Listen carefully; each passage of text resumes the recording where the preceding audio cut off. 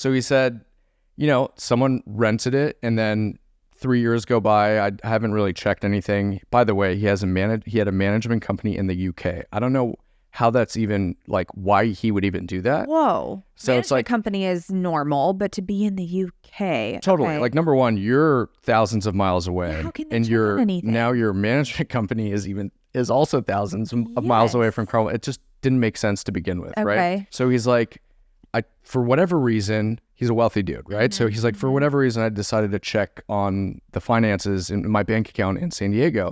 And I looked at it, and I haven't been getting paid rent for 3 years. He was out he did the math. He's like, I'm owed $71,000. Oh my God.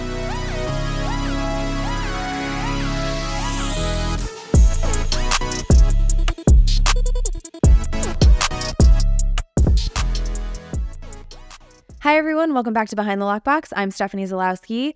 Cam is homesick today, but she will be back in a couple weeks, so we wish her well. Today, we have Josh Galis with us. Howdy, howdy. Hi. So we met Josh back in our Pacific Sotheby's days. That's right. My God, feels like eons ago. Totally. We've been friends for 8 years now? Something like that, yeah. That's wild. Like my sister from another mister. I know. I remember we used to sit up on that little ledge and do our Totally. work and look over. Yeah, anyway. Okay. So Josh has been in business for 10 years. He is the founder of the Galis team with our very own brokerage, Compass. He is a dad. No, hold on. Whoa, I got excited. He is a dad to an adorable little boy, Jackson, who just turned 1. Yeah, it's crazy. Time's flying. Can't believe that. It really does fly. And I know you have stories for us because we've been plotting this little meetup for quite some time now. So Josh, welcome to Behind the Lockbox. Thank you for having me. Yes, thank you I'm for honored. being here. Okay, so where do you want to start? Because you called me yesterday and you're like, okay, Sure. I have 3 stories that I think I want to share. I think the main one to start with a banger? Okay. I have to. Okay, go I for have it. to. Please do. So I was licensed at the end of 2014, so Okay. about 10 years ago. Okay. And I think it was 2015, I got a call from my family friend. Okay. And he's like, hey, listen, I have this. And you're born and raised here in San Diego. Born and raised in San Diego. Yes. Okay. Yeah. So I have this family friend give me a call, which everyone wants, right? When you get licensed, you want someone to call you. It's working. Right? Yeah. So it was my first taste of a lead. Yes. Right? So yes. he gives me a ring. He's like, Josh, listen, I have this really close friend of mine who lives in South Africa. Okay. And he owns a property here in Carmel Valley, and he's trying to sell it. Okay. And you're like, ding, ding, ding. Oh, totally. Yeah. Right? I mean, I'm super thankful that he thought of me. And Totally. like I said, it gave Trusted me my you first right away. taste. You're like, I got this. 100%. Yeah. And we hop on the phone. We do a little conference with him. Okay. Right. So I won't mention his name, but he goes on the phone. He's like, listen, guys, don't think I'm crazy or laugh at me or anything, but oh God, I rented the property out 4 years ago. Okay. Right. So it's been an investment property for him because he's now again living back in South Africa. Totally. Okay. He bought it and forgot about it. That's kind of what it was. And he's a very wealthy dude. Okay, So, fair. and you'll understand later on in the story.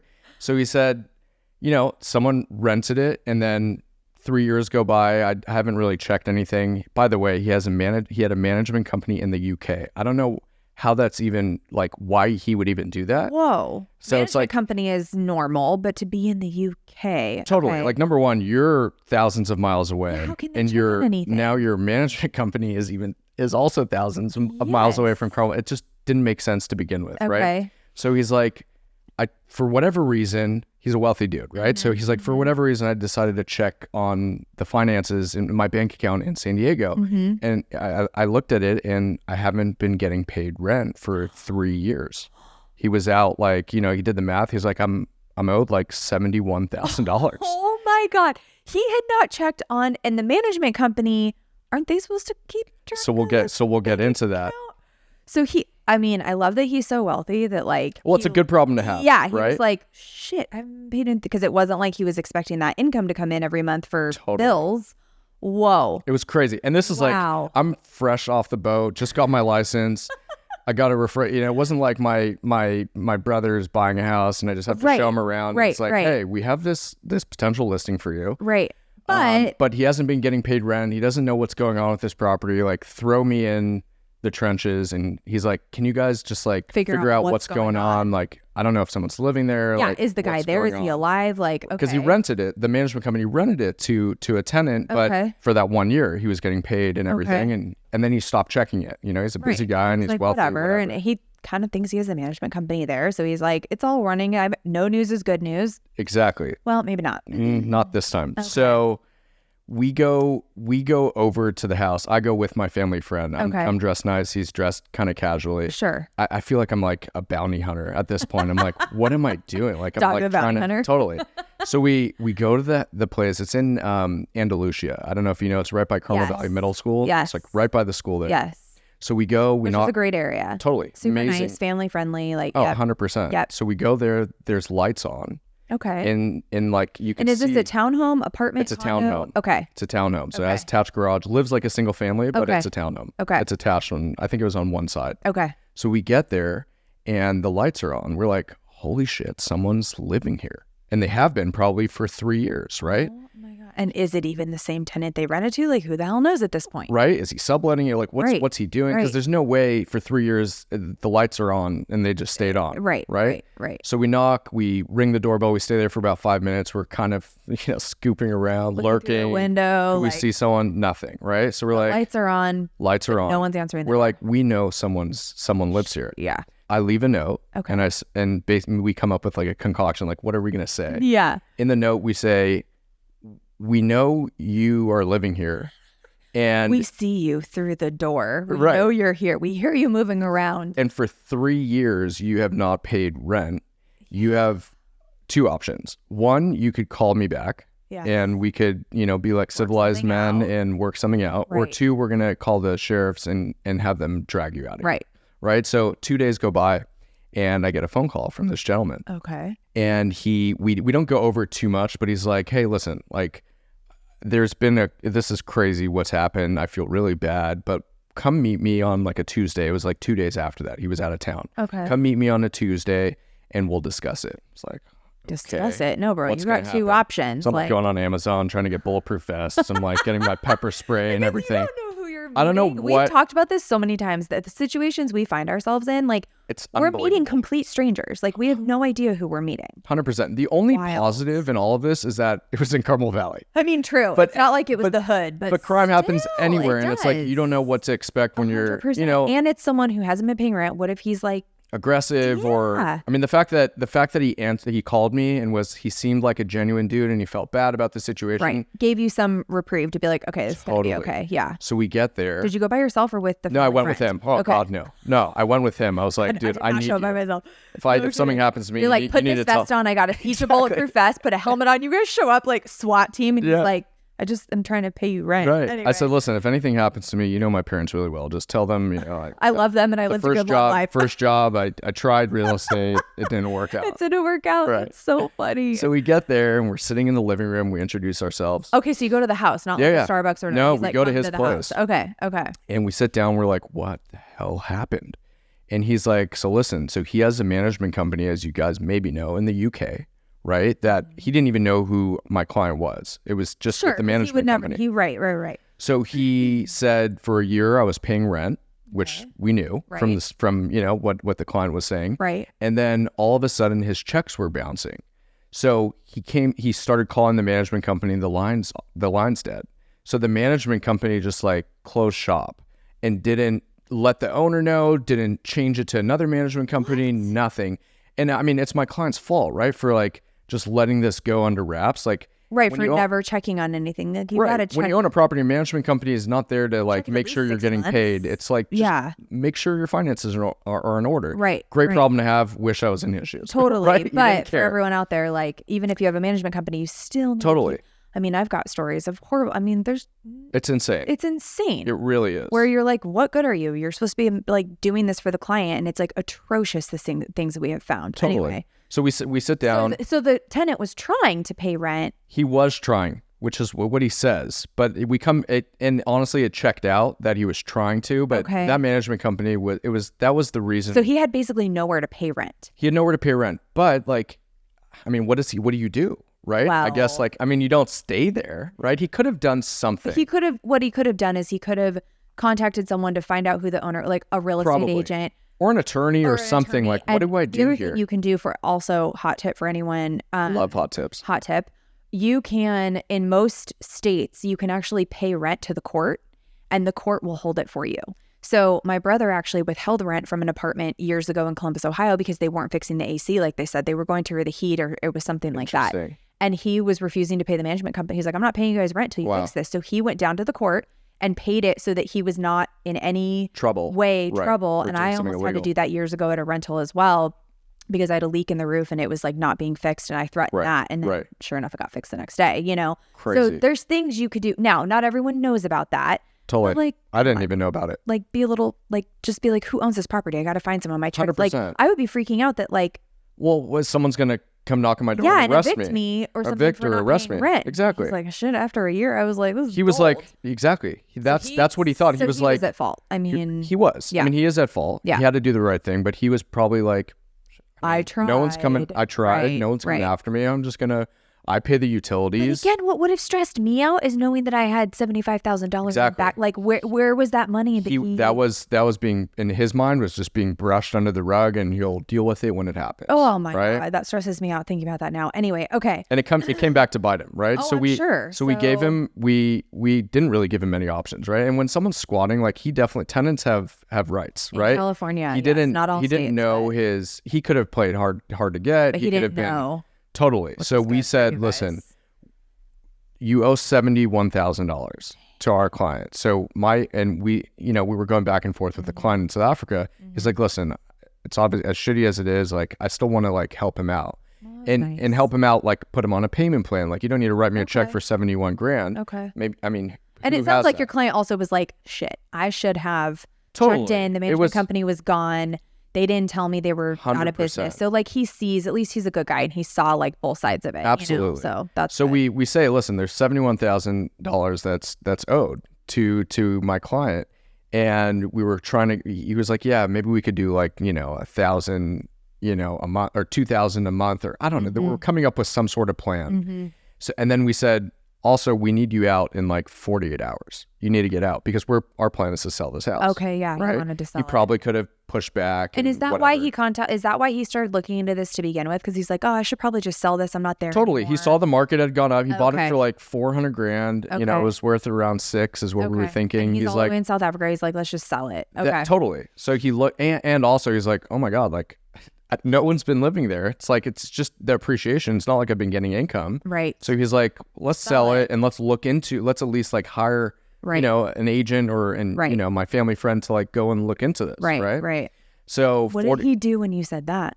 He was like, oh, I'll do my very best. Like, maybe can you guys give me an extra day? Maybe if I need it. Like, he was very genuine, and he felt really bad about what had happened. Yeah. That he was ready to be done with this. Like, maybe it was on his subconscious. It had to have been. Totally. Because like you said, the money, like, he's like, eventually I'm going to have to pay this unless the owner died and this is my house now. You know what I mean? There was probably a small part of him. I mean, hell, if I was him, I'd be like, I hope this is my house. There was a small part of him that was, hoping this would just go on forever, right? Yep. So 48 hours go by. He did need an extra day. Okay. And we gave it to him, and then we came. I'm shocked I could never get out somewhere that quickly. Oh, I think he was just shit scared. Like, we were going to get police involved and attorneys and all that. So he got out. Fair. He got out. They went on some sort of payment plan. Okay. I prepped the house, got it staged, cleaned up. We got it painted. What was the state of the house when you were in it? It was not bad. Okay. Not bad at all. Okay. It just needed some light staging stuff. Like, I personally got was like it just some plants. Him? He didn't have roommates? It was just him. Okay. It was just him. It was a 2-bedroom, 2-bath. Okay. Pretty clean. It wasn't. He didn't live like.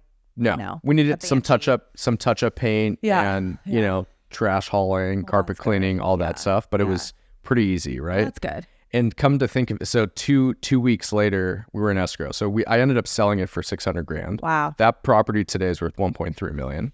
This is in 2016. Have you heard from that client? You're like, you should have held it longer. He's like, I'm in touch with my family friend, of course, too, and I'm forever indebted to him. Oh, totally. He gave me the shot, and it just feels so good. Like, that's your first taste of a deal, and you're like, okay, I could do this.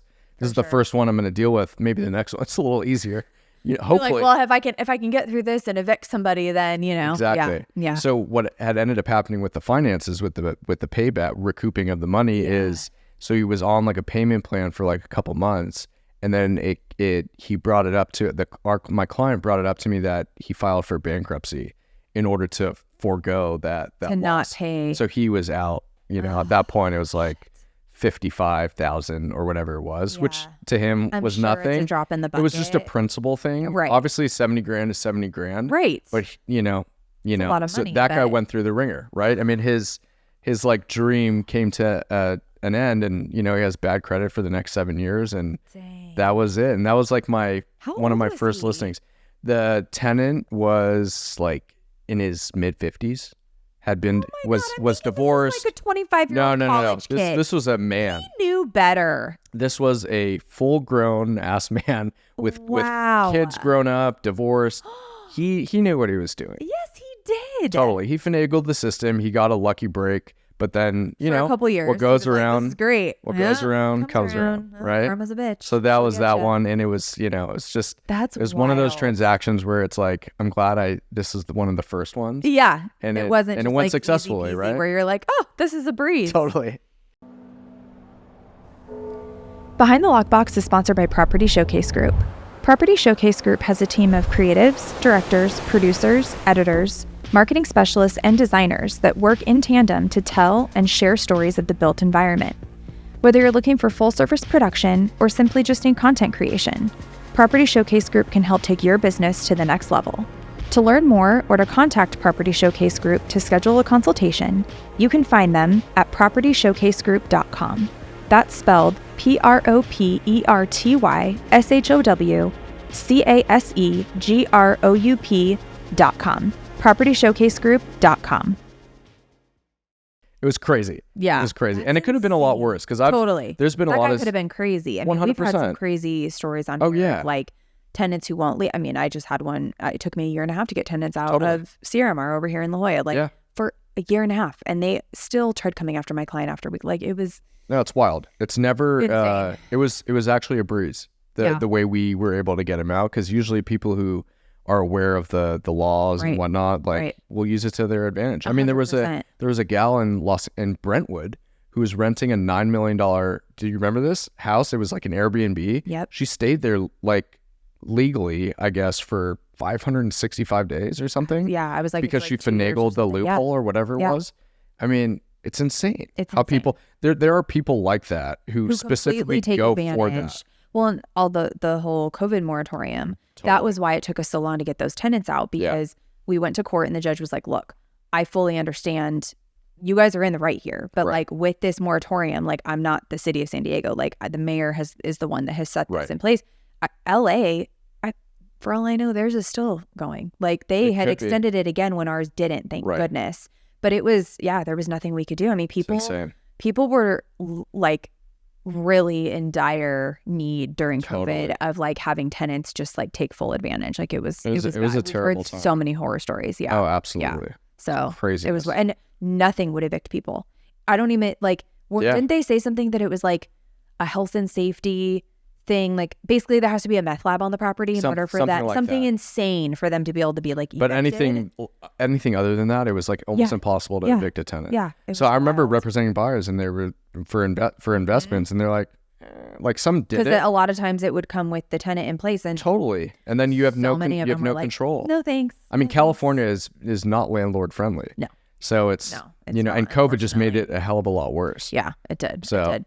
Luckily, we still have people buying investment properties, but and there are good tenants too, like that have good morals and values. Yes. But there are also some people that and don't. On the flip side, I have heard so many horror stories of like scumbag landlords who, that cap of 10%, every year they were raising it like 10 on the and it's like, okay, guys, like the cost of living here. I mean, as we know, we're like the most expensive city right now, so like the cost of living is insane, and then to have all that on anyway. Yeah, we could go off on tangents, however. That's wild. It was a crazy story. That is wild. But it was a great experience. 100%, and, especially for your first one. Just like throw me in. Exactly. Put me in, coach. Exactly. Anyway. So it was good. Okay. It was a fun one. You were telling me, was it an open house story? I do have an open house story. I have a few. Okay. This one in particular got is a good one. My blood boiling. Ooh, do tell. Yeah. Okay. So I had a listing in Carmel Valley in my parents' neighborhood. Okay. It was like a referral from a family friend too. Okay. And I was doing, and this is like when the rates were like pretty decently low. They weren't like 2%, but they were like 4-ish. They were on the rise. After COVID. It was after COVID. Okay, well, in the middle of COVID or in whatever. the middle, like in the last year or two. Okay. Totally. 2 years ago. Okay. So it was busier than ever. I mean, the first open house, and I obviously like stirred the pot, did it coming soon. Carmel Valley, some of those were selling like $1 million over ask. Totally. Insane. The corner house still holds the record in that neighborhood. And I'm just like, they bought at the peak, and then rates went to 8% in a matter of like 4 months. It was crazy. So it actually ended up taking me like 6 months to sell that house because we had an escrow, and then there were some issues, and then rates went up. Market changed overnight. They were like, we still think our house is worth this, and it was a crazy transaction. Yeah, because we were trying to get then everybody to understand that the market had changed overnight. Totally. And sellers were like, no, my house is worth more. And buyers it's like my neighbor sold that. I said, today's a different day. That was a month ago even. And it was terrible. I mean, it's like it was really tough to like work that into to the conversation. For sure. But anyway, my open house that Saturday was the first day of showings. Okay. We went live on Friday, started doing showings at the open house. Okay. There was 150 people at my open house that day on the Saturday, and then there was another 100 on the Sunday. So 250 people through the weekend. Wow. But anyway, it was a madhouse. I didn't have anyone my team come help. I kind of wanted to like just capitalize on the first day. Right. And so I had left the sliding door open, but the screen was closed. Okay. And there was this one family. There was 6 families in here at once, right? But there was these kids that were like running around in circles, going through the kitchen, then through the living room, and the family parents room. are not saying anything. Well, the parents are upset. No, they didn't care. Just running. What the mother was upstairs with the brother, with the daughter, and the brother was downstairs alone, just running laps like it was track and field in this Carmel Valley listing, right? And I didn't say anything. I was like, be careful. Just running around, and like the writing was on the wall. The screen was closed. Thank God it wasn't the glass. And all of a sudden, I'm talking to someone else, and I hear, bah! And I'm like, oh shit. So I go to the section where I knew it was, and the kid had run full force into the screen. It was like the screen, not the glass. Right. And instantly he like got off and like started laughing. Like my first thought was like, are you okay? Bounced him back a little bit. Totally. Right? He was totally fine. I was like, but my focus was on him. Of so I was course. like, are you okay? And he's like laughing, starts running around again, right? I look at this. Oh my God. I look at the screen, and it was like, the screens are metal, right? Yes. The screen was halfway off the track, but the metal was completely broken. And I couldn't, like, when I tried to open it, and this is an open house, like, I closed it just because for flies and like let people at their own fresh air leisure to open but like, it. Right, exactly. So he had totally broken Was this the house screen. owner occupied, or was it staged and It was owner occupied. It was staged, but it was owner occupied. Great. So the sellers are coming home. Totally. Right. So this is my issue now that I have to deal with. Sure, we have E&O and all that, whatever. Right. So I wasn't going to make a big deal about it, but it wouldn't open. I'd like physically, like the only way for people to go outside and check outside was to go around through the French doors or through the garage. So not only is it broken now, and you're probably going to have to pay for it. I don't know how your sellers were. Some sellers are like, no, it's okay. Like they understand the risk. Sure. Others are like pissed and I couldn't open the door. But they can't even get it now. They can't even like see the house. People cannot come in and out. Like, oh my God. It was terrible, right? So I was fuming. So I went, too. I grabbed the mom and I was like, hey, listen, I just want to let you know, like, your kid's fine. He ran full force into the screen. He's doing fine. You could see him. Like, she's like, oh yeah, I see him. He's still doing laps back over here. Okay? I don't know what you fed him. Yeah. And I was like, but as much as I hate doing this, like he broke the screen. I can't even open this. Like I'm gonna have to get this repaired. Right. She looks at me. She's like, that's not my issue. And I said, What do you mean that's not your little issue? Terrorist is the one that just went through the screen. What? So and then we were kind of and then she just starts walking out, right? And like my blood, oh yeah, now she's like, I'm getting the hell out of is here. Boiling. And this is like a Carmel Valley person. This isn't like we're not in a bad area. You have a child, like you would not. I didn't at the time, but but you still wouldn't now let your kid do that. Totally. No. So she just was walking away, and I follow her, and I said, "Excuse me, ma'am, if I had a kid." And I was going through open houses with my kids, and he ran through a fence or whatever, a screen or broke it, I would feel responsible. Right. And I would, have remorse at least. Of course. Like, don't pay for it. That's fine. Just like. Or at least offer, and you could have been like, it's okay. I just want to let you know, can you please have your child, he needs to wait outside or whatever. Totally. Like, Totally. This is somebody's home. She goes, she turns around. She says, because this is when the market started getting tough. Yeah. Because the rates had just started correcting. I had the listing for 2 months. We fell out of escrow once. Anyway, she said, what did she say? She said, I know this is a really terrible time for you agents. And like, I know you guys are going through a hard time, but so are we. And you know what? I'm sorry this happened. Turned around and started walking off.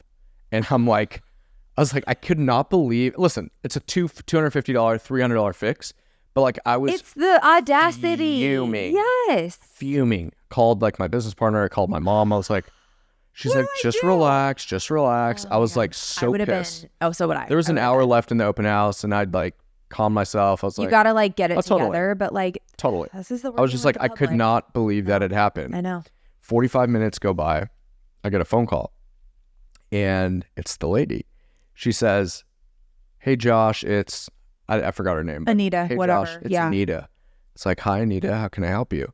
She's like, I just wanted to say that I am so, so sorry for the way I reacted. Wow. My kids were being, her words, my kids were being assholes. And I'll agree with you, and lady. I could not control them. And when I got home, I had time to reflect and it sat down and I realized what had happened and how I reacted. And you let me know how much it cost. Wow. I'll Venmo you. I said, you know what? I really appreciate that. I really, really appreciate that. Like means a lot. I did not see this coming. Yeah, I love that. I didn't has either. A good ending. Totally good ending. That kid was fine. She ended up. It was like $200. She fixed it. It wasn't a big deal. But like the fact that she like and it just shows, right? Like when you're in a heated space, you need to like calm down. 100%. Take time. Yep. You know, because what I was going to say to that point. 9 times out of 10, it is not about us. Totally. Meaning the other person. So like when 100%. someone reacts to you in a certain way, and again, in dealing with sales and dealing with the public, or when someone is super rude to you, we don't know. Again, we're still in the middle of COVID. Yeah. Times are a little trying right now. Totally. And like, we don't know what people are going through. Maybe she was a single mom and like literally her kid is, I don't know, just on one and like she just doesn't know how to do it. Maybe she's going through a divorce. Maybe her dad just like, you don't know the circumstances people know. And that could have just been the straw that broke the camel's back. Now, she still should have been watching her children. Totally. Like you go into someone else's home, you do not act that way. Like, oh my God, my parents would have put me over their knee. Oh my God. Like, my mom would have taken me by my ear. Oh, and drugged me. I mean, I would have got the look and I would have been like, oh my God, I'm sorry. Yeah, like, exactly. you know, I'm still a little afraid of my parents. And so to this day, and I'm 40. So, you know, it's like, but I love that she called you back though. Totally. Like it made my day. I'm like, you know what? Like this just shows like, you know, 100%. When you settle down and you realize what happened and it went a long way. So I was appreciative. Awesome. Oh, I love and then she ended up saying, she's like, oh, and I actually know the CEO of your company. I worked with him at Goldman Sachs. I was like, oh, that's not, we had like a conversation. Which is great. Which is amazing. And it ended really well. Yeah. But it was just become a client one day. You never know. Yeah, you never know. Yeah. But it was crazy. The writing was on the wall, right? I probably should have just left it open. I mean, it was better that Okay, note to self for all of us agents, don't close screens. Just don't leave close the door screen. open. Just leave leave the it, door open. especially when their kids in there. Yeah. Yeah. They're going to take it, you know, they're going to run right into it. It's true. It's true. Oh it was crazy. That's wild. Yeah. Okay. What time is it? Max, how much time do we have? 5-minute warning? Okay. I want to hear another story, but I also want to play a game because I think this might incite some stories from you. Sure. Are you cool with that? Of course. Okay.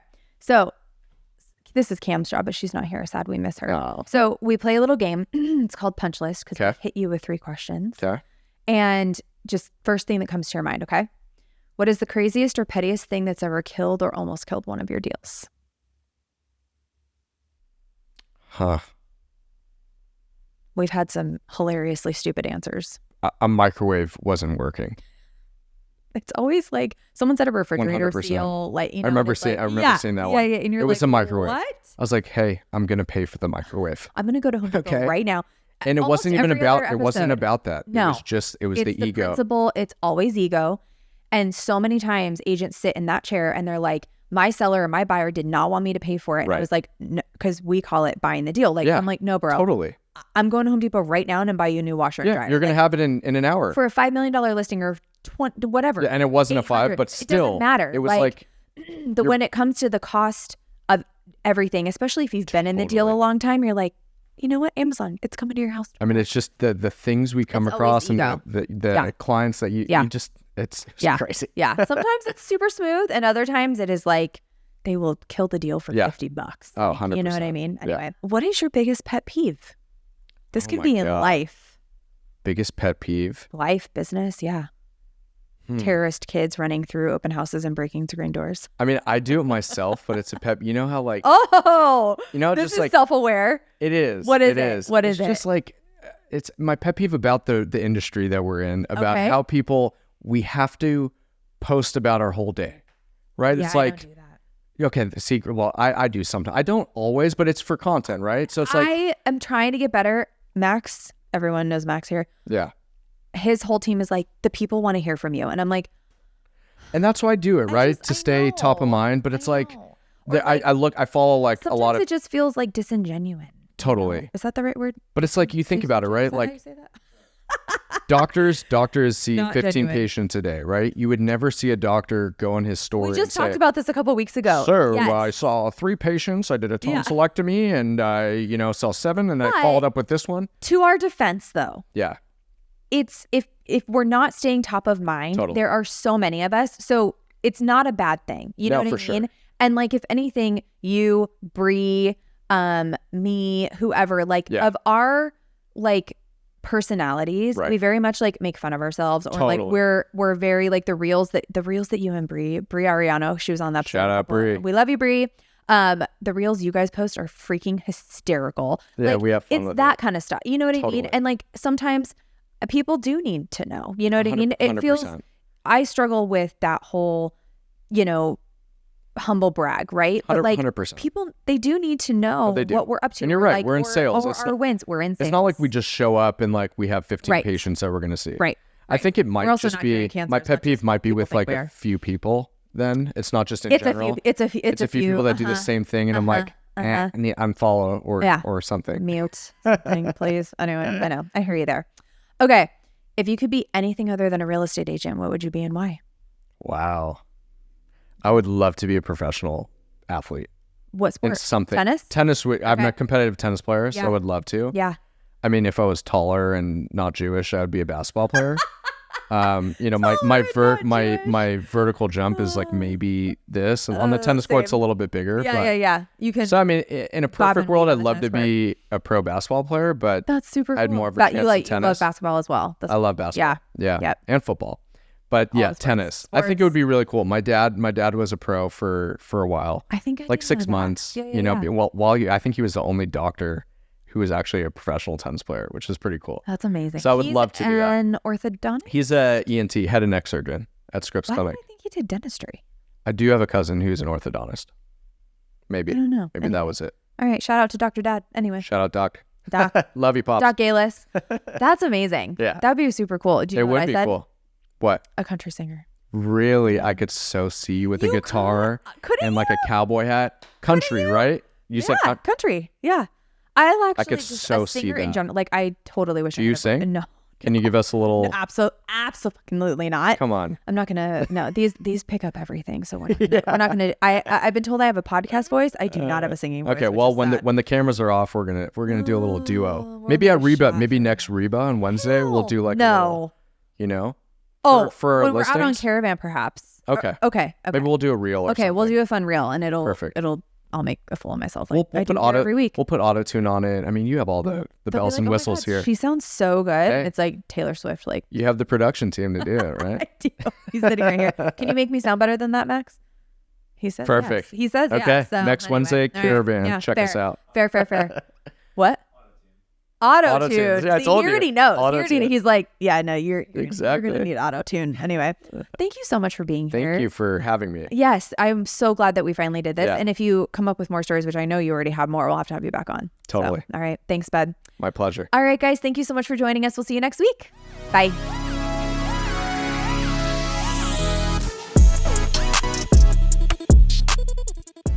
Thanks for listening. Behind the Lockbox is produced and edited by Property Showcase Group.